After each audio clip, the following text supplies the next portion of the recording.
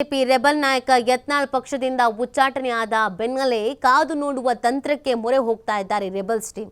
ಯತ್ನಾಳ್ ವಿಚಾರದಲ್ಲಿ ಪಕ್ಷದ ನಿರ್ಧಾರದ ಕುರಿತು ಶಾಕ್ ಆಗಿಬಿಟ್ಟಿದ್ದಾರೆ. ಅನಿರೀಕ್ಷಿತ ಬೆಳವಣಿಗೆ ಬಗ್ಗೆ ಚರ್ಚಿಸಿ ನಿರ್ಧಾರಕ್ಕೆ ತೀರ್ಮಾನಿಸಲಾಗುತ್ತೆ. ಕುತೂಹಲ ಮೂಡಿಸ್ತಾ ಇದೆ ರೆಬಲ್ ನಾಯಕರ ಮುಂದಿನ ನಡೆ.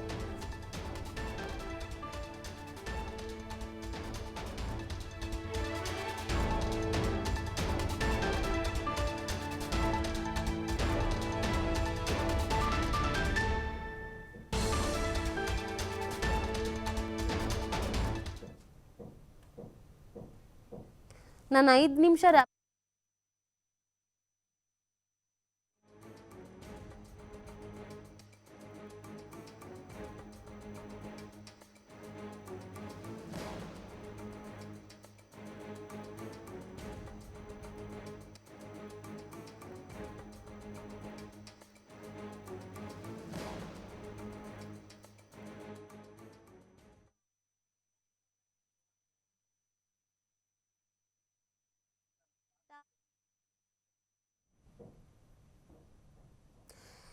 ಇದೇ ಬಗ್ಗೆ ಮತ್ತಷ್ಟು ಮಾಹಿತಿಯನ್ನು ನೀಡ್ತಾರೆ ನಮ್ಮ ಪ್ರತಿನಿಧಿ ಸ್ವಾಮಿ ಲೈವ್ ನಲ್ಲಿ ಜಾಯ್ನ್ ಆಗ್ತಾ ಇದ್ದಾರೆ. ಸ್ವಾಮಿ, ಈಗ ಎಲ್ರಿಗೂ ಇರುವಂತಹ ಪ್ರಶ್ನೆ ಏನು ಅಂತ ಅಂದ್ರೆ, ಓಕೆ, ಭಿನ್ನರ ಬಣದಲ್ಲಿ ನಾಯಕತ್ವವನ್ನು ವಹಿಸಿದ್ದು ಯತ್ನಾಳ್ ಅವ್ರಿಗೆ ಏನೇ ಇದ್ರು ನೇರಾನೇರವಾಗಿ ಮಾತನಾಡ್ತಾ ಇದ್ರು. ಬಟ್ ಈಗ ಯತ್ನಾಳ್ ಅವರನ್ನೇ ಉಚ್ಚಾಟನೆ ಮಾಡಿರೋದ್ರಿಂದ ಅಲ್ಲಿರುವಂತವರಿಗೆ ಈ ಭಿನ್ನರು ಅಂತ ಏನ್ ಕರೆಸ್ಕೊಳ್ತಾ ಇದ್ರು ಅವ್ರಿಗೆ ಗೊಂದಲದಲ್ಲಿದ್ದಂಗೆ ಕಾಣಿಸ್ತಾ ಇದೆ. ಮುಂದಿನ ನಾಯಕತ್ವ ಬೇರೆ ಯಾರಾದ್ರೂ ವಹಿಸ್ಕೋಬೇಕೋ ಅಥವಾ ಈ ಹೋರಾಟವನ್ನ ಇಲ್ಲಿಗೆ ನಿಲ್ಲಿಸಬೇಕೋ, ಹೈಕಮಾಂಡ್ ನಾಯಕರನ್ನ ಭೇಟಿ ಆಗ್ಬೇಕೋ ಅಥವಾ ವಿಜಯೇಂದ್ರ ಅವರ ನಾಯಕತ್ವವನ್ನು ಒಪ್ಕೊಳ್ಬೇಕೋ ಅಂತ ಮುಂದಿನ ನಡೆಗೇನು ಅಂತ ನೀತಿ ಸದ್ಯ ರಾಜ್ಯ ಬಿಜೆಪಿಯಲ್ಲಿ ಉಚ್ಚಾಟನೆ ಅಂದರೆ ಶಾಸಕ ಯತ್ನಾಳ್ ಅವರನ್ನು ಪಕ್ಷದಿಂದ ಉಚ್ಚಾಟನೆ ಮಾಡಿರೋದು ಸಾಕಷ್ಟು ಚರ್ಚೆ ಆಗ್ತಾ ಇದೆ. ಇದು ಮುಂದೆ ಯಾವ ನಡೆ ಪಡೆದುಕೊಳ್ಳುತ್ತದೆ ಅನ್ನೋದ್ರ ಬಗ್ಗೆ ಈಗಾಗಲೇ ರಾಜ್ಯ ಬಿಜೆಪಿ ವಲಯದಲ್ಲಿ ಸಾಕಷ್ಟು ಕುತೂಹಲ ಜೊತೆಗೆ ಕಾವನ್ನು ಪಡ್ಕೊಳ್ತಾ ಇರೋದು.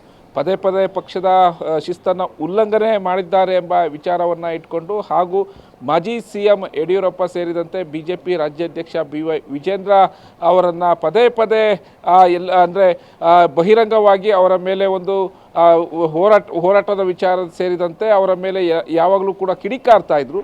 ಹಾಗಾಗಿ ಎಲ್ಲವನ್ನ ಪರಿಗಣಿಸಿರುವಂತಹ ಕೇಂದ್ರ ಬಿಜೆಪಿ ಶಿಸ್ತು ಕಮಿಟಿ ಅವರನ್ನು ಉಚ್ಚಾಟನೆ ಮಾಡಿ ಆದೇಶ ಹೊರಡಿಸಿರುವಂಥದ್ದು. ಆದರೆ ಈಗ ಮುಂದೆ ಸಾಕಷ್ಟು ಸವಾಲುಗಳೇ ಬಿಜೆಪಿಗೆ ಇದೆ ಅನ್ನೋದು ಕೂಡ ಒಂದು ಕಡೆ ಸ್ಪಷ್ಟನೆ ಆಗಿರುವಂಥದ್ದು. ಅಂದರೆ ಬಿಜೆಪಿಯಲ್ಲಿ ಈಗಾಗಲೇ ಸಾಕಷ್ಟು ಬಣಬಡಿದಾಟದಿಂದ ಪಕ್ಷಕ್ಕೆ ಸಾಕಷ್ಟು ಡ್ಯಾಮೇಜ್ ಆಗಿತ್ತು. ಈ ಹಿನ್ನೆಲೆಯಲ್ಲಿ ಪದೇ ಪದೇ ರಾಜ್ಯ ಬಿಜೆಪಿ ನಾಯಕರು ಎಲ್ಲವನ್ನೂ ಸರಿಪಡಿಸಿ ಅನ್ನೋದು ಹೈಕಮಾಂಡ್ ನಾಯಕರಿಗೂ ಪದೇ ಪದೇ ಹೋಗಿ ಮನವಿಯನ್ನು ಮಾಡ್ತಾಯಿದ್ರು.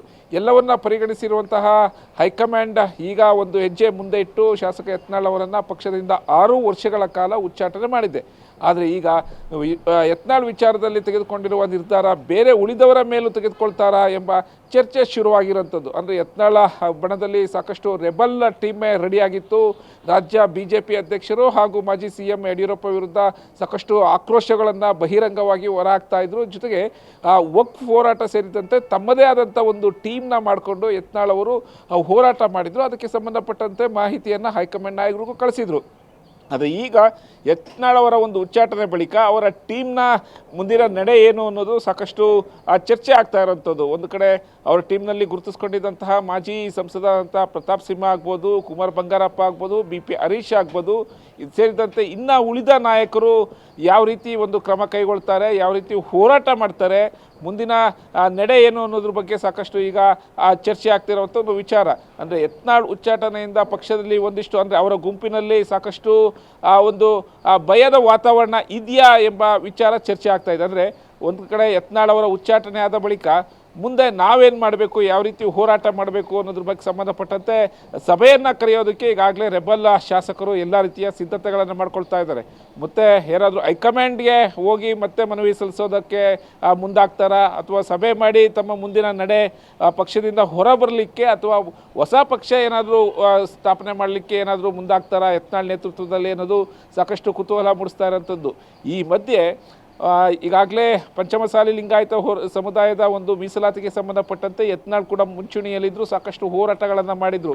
ಹಾಗಾಗಿ ಉತ್ತರ ಕರ್ನಾಟಕದಲ್ಲಿ ಲಿಂಗಾಯತ ಸಮುದಾಯದಲ್ಲಿ ಗುರುತಿಸ್ಕೊಂಡಿದ್ದಂಥ ಯತ್ನಾಳ್ ಅವರ ಒಂದು ಉಚ್ಚಾಟನೆ ಸಾಕಷ್ಟು ಈಗಾಗಲೇ ಅವರ ಆ ಒಂದು ಟೀಮ್ ಆಗ್ಬೋದು ಅಥವಾ ಅವರ ಒಂದು ಕ್ಷೇತ್ರದಲ್ಲಿ ಅವರ ಒಂದು ಉತ್ತರ ಕರ್ನಾಟಕದ ಸಾಕಷ್ಟು ಆಕ್ರೋಶಗಳು ವ್ಯಕ್ತವಾಗ್ತಾ ಇದೆ.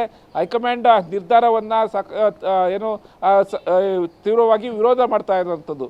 ಹಾಗಾಗಿ ಮುಂದೆ ಪಂಚಮಸಾಲಿ ಲಿಂಗಾಯತ ಸಮುದಾಯ ಯತ್ನಾಳ್ ಅವರ ಬೆನ್ನಿಗೆ ನಿಂತ ಸಂದರ್ಭದಲ್ಲಿ ಹೋರಾಟಗಳು ಮಾಡೋದಕ್ಕೆ ಈಗಾಗಲೇ ಎಲ್ಲ ರೀತಿಯ ಪ್ಲಾನ್ಗಳನ್ನು ಸಿದ್ಧತೆಗಳನ್ನು ಮಾಡ್ಕೊಳ್ತಾ ಇರೋದಂಥದ್ದು. ಪಂಚಮಸಾಲಿ ಸಮುದಾಯದ ಮೃತ್ಯುಂಜಯ ಸ್ವಾಮೀಜಿ ಅವರು ಈಗಾಗಲೇ ಹೇಳಿದ್ದಾರೆ, ಹೈಕಮಾಂಡ್ ಯಾಕೆ ಈ ನಿರ್ಧಾರ ತೆಗೆದುಕೊಳ್ತು, ನಾವು ಇದ್ರ ಬಗ್ಗೆ ಸ್ಪಷ್ಟವಾದ ಒಂದು ಸಂದೇಶ ಕೊಡಬೇಕು, ಹಾಗಾಗಿ ಇದರ ವಿರುದ್ಧ ನಾವು ಹೋರಾಟ ಮಾಡ್ತೀವಿ ಅನ್ನೋದು ಈಗಾಗಲೇ ಕರೆ ಕೊಟ್ಟಿರೋಂಥದ್ದು.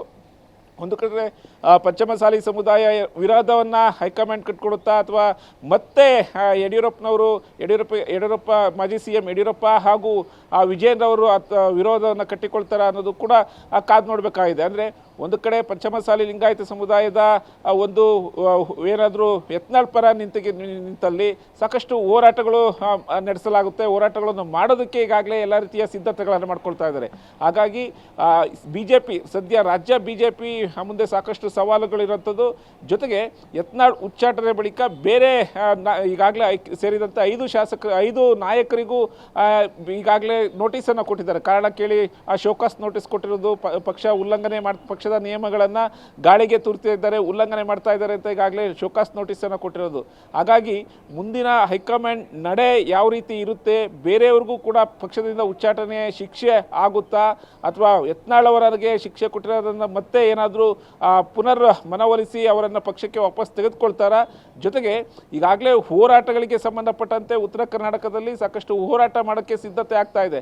ಎಲ್ಲವನ್ನೂ ಪರಿಗಣಿಸಿ ಹೈಕಮಾಂಡ್ ಮುಂದೆ ನಿರ್ಧಾರ ಯಾವ ರೀತಿ ತೆಗೆದುಕೊಳ್ತಾರೆ ಅನ್ನೋದು ಕೂಡ ಕಾದು ನೋಡಬೇಕಾಗಿರುವಂಥದ್ದು. ನೀತಿ. ಫೈನ್, ಥ್ಯಾಂಕ್ ಯು ಸ್ವಾಮಿ ತಮ್ಮೆಲ್ಲ ಡೀಟೇಲ್ಸ್ಗಾಗಿ.